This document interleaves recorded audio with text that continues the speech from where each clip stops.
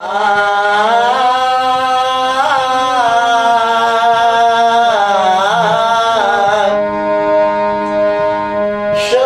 आपन बनावले गजब हो गइल। सबके आपन बनावले गजब हो गइल।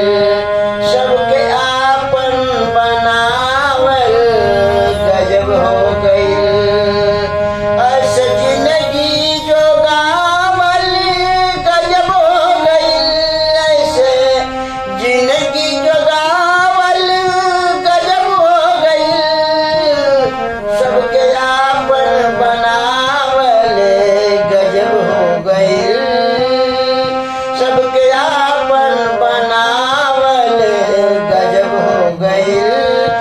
ऐसा जिंदगी जो गावल गजब हो गइल। सबके आपन बनावल गजब हो गइल।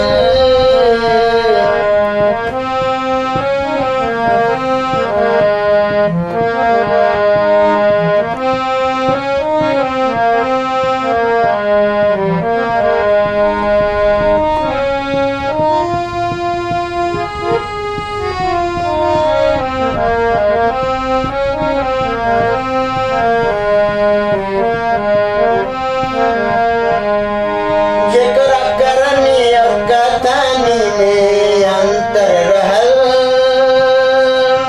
जेकरा करनी और कथनी में अंतर रहल। ओकरा आईना देखावल गजब हो गयल। जेकरा करनी और करनी में अंतर रहल। जेकरा करनी और कथनी में अंतर रहल। ओकरा आईना देखावल गजब हो गयल। जेकरा करनी और कथनी में अंतर रहल। ओकरा आईना देखावल गजब हो गयल। जेकरा करनी और कथनी में अंतर रहल। सबके आपन बनावल गजब हो गयल। सबके अपना बनावल गजब हो गयल। ऐसन जिंदगी जो गावल गजब हो गयल। ऐसन जिंदगी जो गावल गजब हो गयल। ऐसन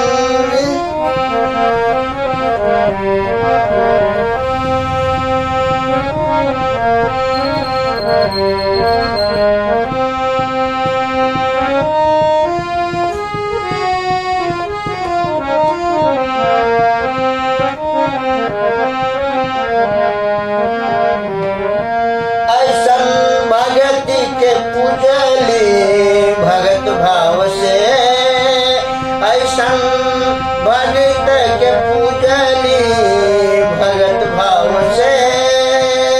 माई बाबू के पूजली भगत भाव से। माई बाबू के पूजली भगत भाव से। घर के तीरथ बनावल गजब हो गयल। घर के तीरथ बनावल गजब हो गयल। ऐसे जीवन जोगावल गजब हो गयल। ऐसन जीवन जोगावल गजब हो गयल। ऐसन आपन बनावल गजब हो गयल। ऐसन आपन बनावल गजब हो गयल। सबके आपन बनावल गजब हो गयल। सबके